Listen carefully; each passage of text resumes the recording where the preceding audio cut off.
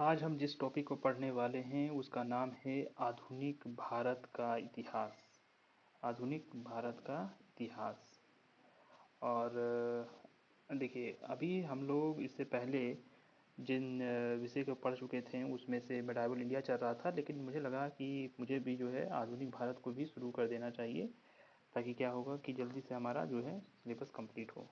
तो आधुनिक भारत में हम क्या क्या पढ़ने वाले हैं, कौन कौन सा टॉपिक रहेगा वो हम देख लेते हैं। पहला है मुगल साम्राज्य का पतन, यूरोपीय कंपनी का भारत आगमन, नवीन स्वायत्त राज, सामाजिक धार्मिक पुनर्जागरण जो कि 1857 का विद्रोह, राष्ट्रवादी आंदोलन का प्रथम चरण जो कि 1885 से लेकर 1905, राष्ट्रवादी आंदोलन का द्वितीय चरण जो कि 1905 से लेकर 1900 1905 से लेकर 1912, 1912 नहीं, ये 1919 होना चाहिए। ठीक है, यहाँ थोड़ा सा गलती मुझे लग रहा है। ये क्राउन का हम लोग फॉलो कर रहे हैं, तो हो सकता है कि क्राउन में जो लिखा है उसी को हम लोग बना रहे हैं, लेकिन यहाँ 19 से 19 होना चाहिए। ठीक है, 19 से 19 जो कि यहाँ लिखा हुआ है कि यहाँ से फिर तीसरा जो चलता है, तृतीय चरण जो चलता है, भारतीय स्वतंत्रता संघर्ष का तृतीय चरण जो चलता है 1919 से लेकर 1947।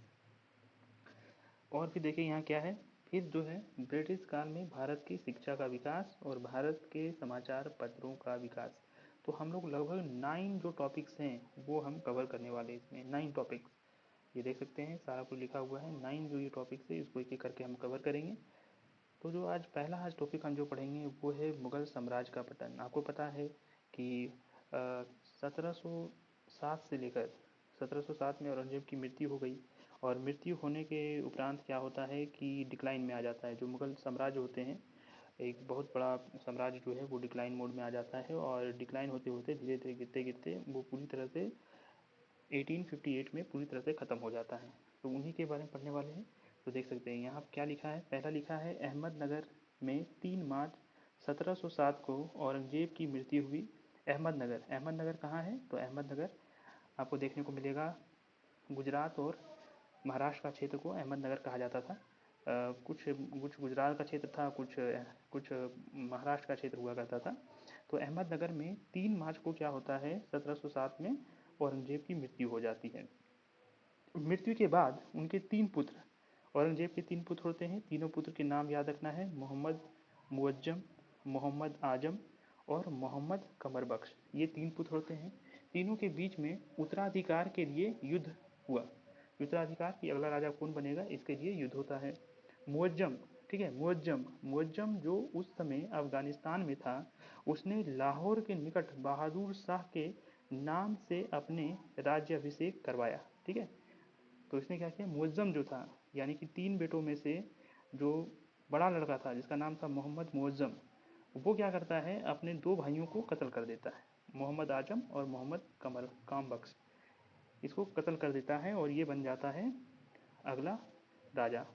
लाहौर के निकट, कहाँ पे, लाहौर के निकट बहादुर शाह नाम से अपना राज्याभिषेक करवाया। तो अपना जो नाम जो रखता है जब ये राजा बन जाता है, तो उस समय नाम रखा जाता है बहादुर शाह। इसी कारण हम देखते हैं कि बहादुर शाह प्रथम के नाम से ये राज्य में आते हैं, ना कि मुअज्जम। बहुत कम लोगों को पता है कि इनका नाम मुअज्जम हुआ करता था, ओरिजिनल नेम।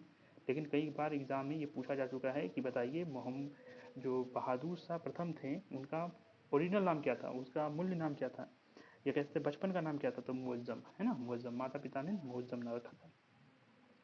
फिर क्या लिखाया है, जजाऊ के युद्ध में आजम तथा बीजापुर के युद्ध में कामबख्श को मार डाला और दिल्ली की तख्त पर बैठा।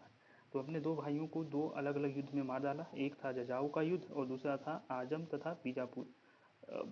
जजाऊ का युद्ध में आजम को मार डाला और बीजापुर का युद्ध में काम बख्श को मार डाला। ठीक है, तो इतना तो हमें याद रखना है मुगल साम्राज्य किसके बारे में, मोहम्मद आज मुअज्जम, ये कह सकते हैं बहादुर शाह के बारे में। आगे देखते हैं इनके बारे में।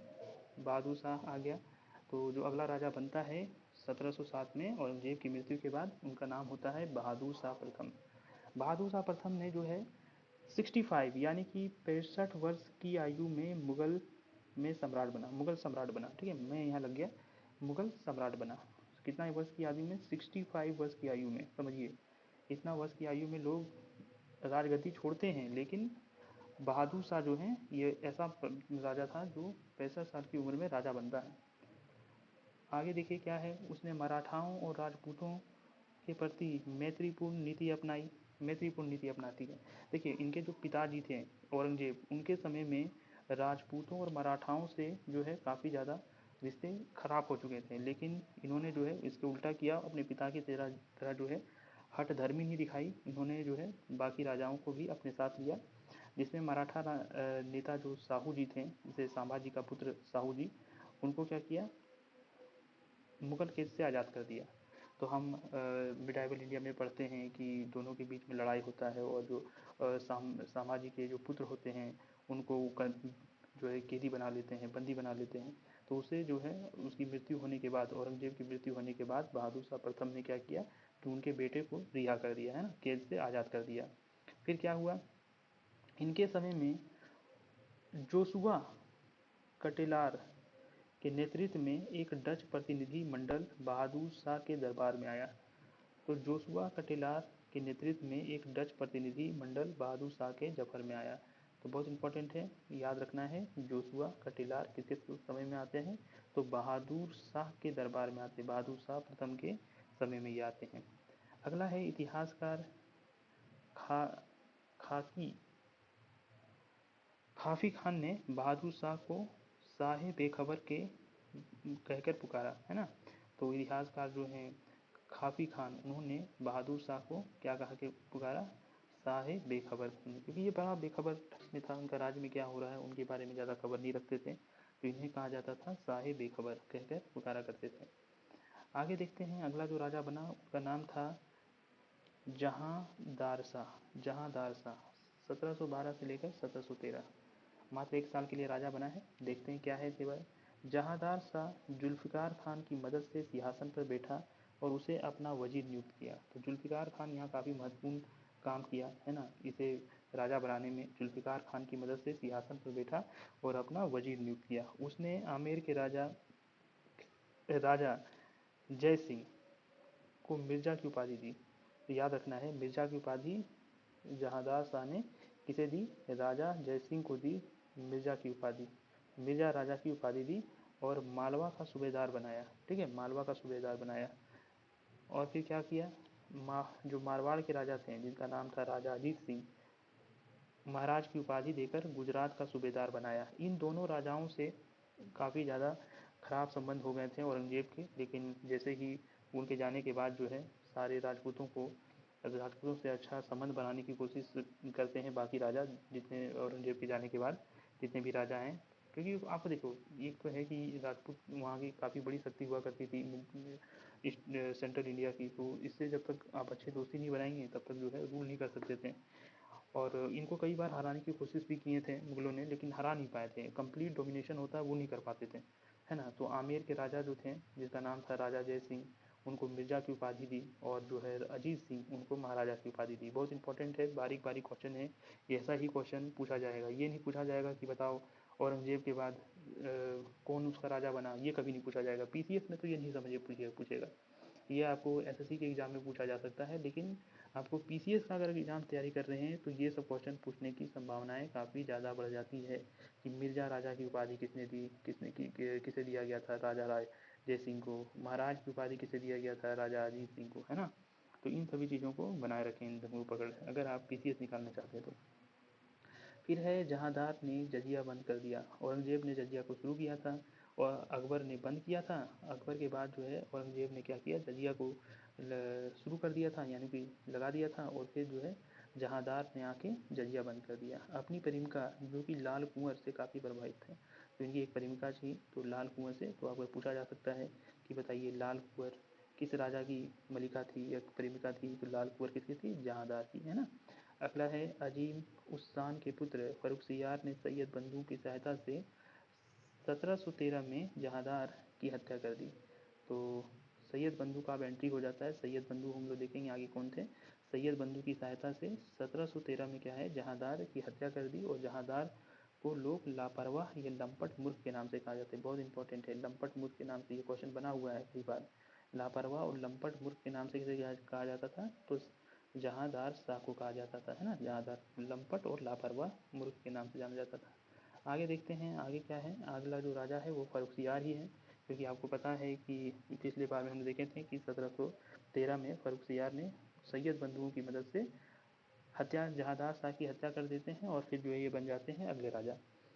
देखिए फर्रुखसियार क्या थे, अब देखो राजा काफ़ी कमज़ोर हो चुका था, जो मुगल साम्राज्य था वो काफ़ी कमज़ोर हो चुका था। अब वहाँ कौन राज करेगा उस चीज़ का डिसीजन जो है वहाँ के, कह सकते हैं वहाँ के अधिकारी लोग ही किया करते थे। जैसे प्रधानमंत्री हो गया, ये मुख्यमंत्री हो, सेनापति हो गए, इन सभी लोग ही डिसीजन लेने लग गए थे। तो सैयद बंधु जो है, सैयद बंधु भी कह सकते हैं कि बहुत बड़े अच्छे पोस्ट में थे मुगल साम्राज्य के, मुगल दरबार में। तो सैयद बंधु जिसका नाम है अब्दुल्ला खान और हुसैन अली, ये दो क्वेश्चन पूछे जा चुके हैं कि बताइए सैयद बंधु का ओरिजिनल नेम क्या था। इतिहासकारों ने इन्हें सैयद बंधु के नाम से जाना जाता है। सैयद बंधु अब्दुल्ला खान और हुसैन अली के सहयोग से सिंहासन मिला तथा वो निर्क निर्माता यानी कि किंग मेकर बने, किंग नहीं बने, किंग मेकर बने, यानी कि अगला राजा कौन होगा इसका डिसीजन जो है, इसका डिसीजन जो है अब कोई दूसरा करने लगा, ना कि राजा करता था। तो राजा का जो करीबी हुआ करता था, जो उनके दरबार में रहा करते थे, उन लोग भी अब जो है अगला राजा कौन बनेगा ये डिसीजन लेने लग गए। तो सैयद बंधु में अब्दुल्ला खान और हुसैन अली जो है ये क्या है, नए राजा के रूप में फारूक को बनाते हैं। इसी काल में सिख नेता बंदा बहादुर को फांसी देकर फांसी फांसी को बंदा बहादुर को फांसी दे दी गई, है ना।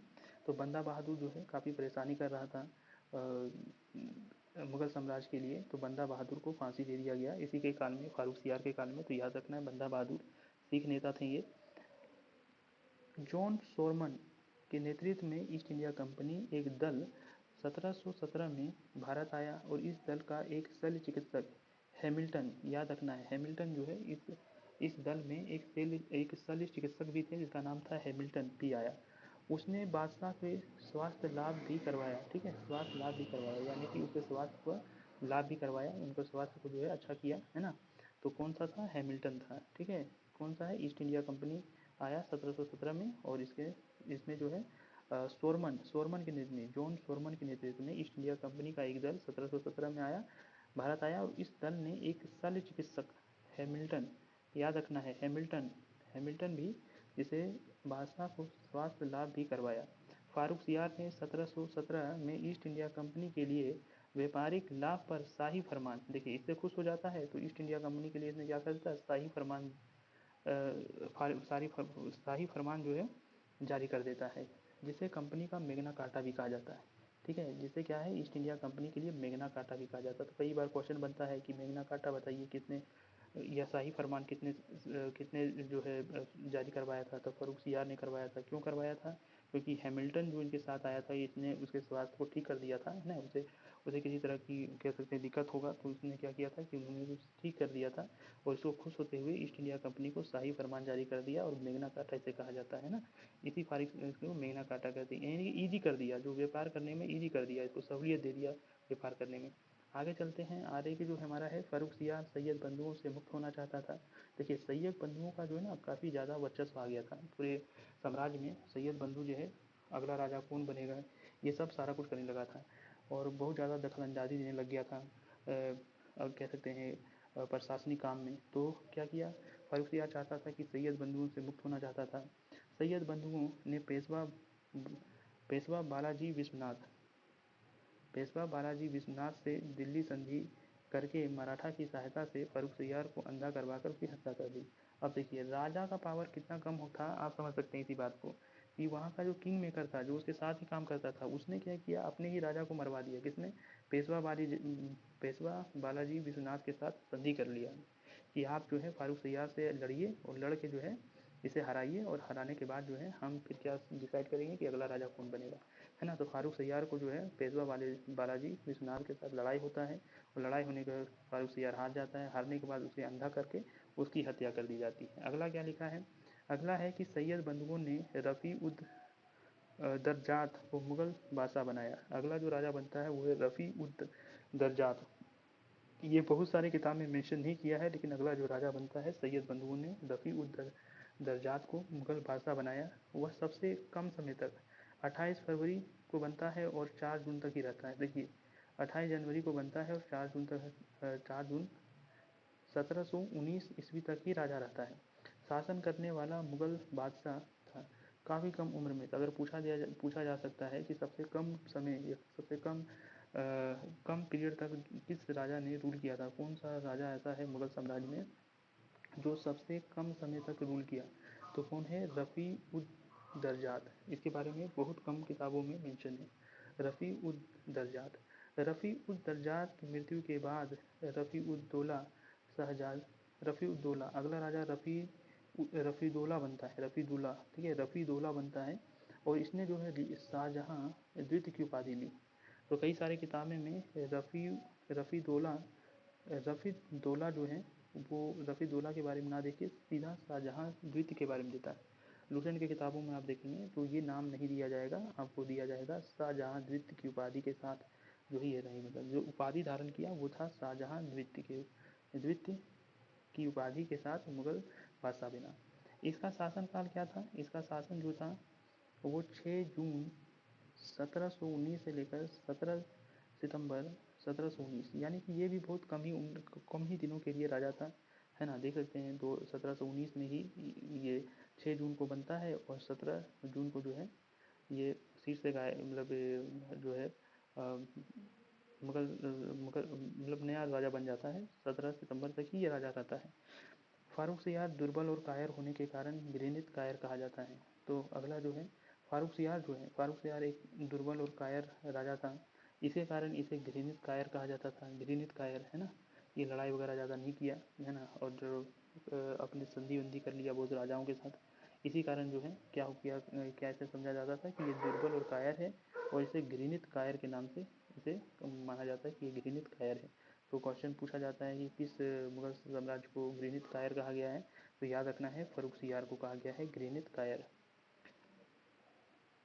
बस इतना ही है, आज के लिए इतना ही है। इसी तरह से हम लोग आधुनिक भारत जो है धीरे धीरे करके पूरा ख़त्म कर देंगे। आपको फिर से मैं बता देता हूँ, ये क्राउन का हम लोग बात कर रहे हैं। क्राउन जो कि रितेश पांडे द्वारा लिखा गया है, क्राउन जी के, उसको हम धीरे धीरे करके ख़त्म कर रहे हैं। एक एक करके हम समझा रहे हैं कि क्या था नहीं था, है ना।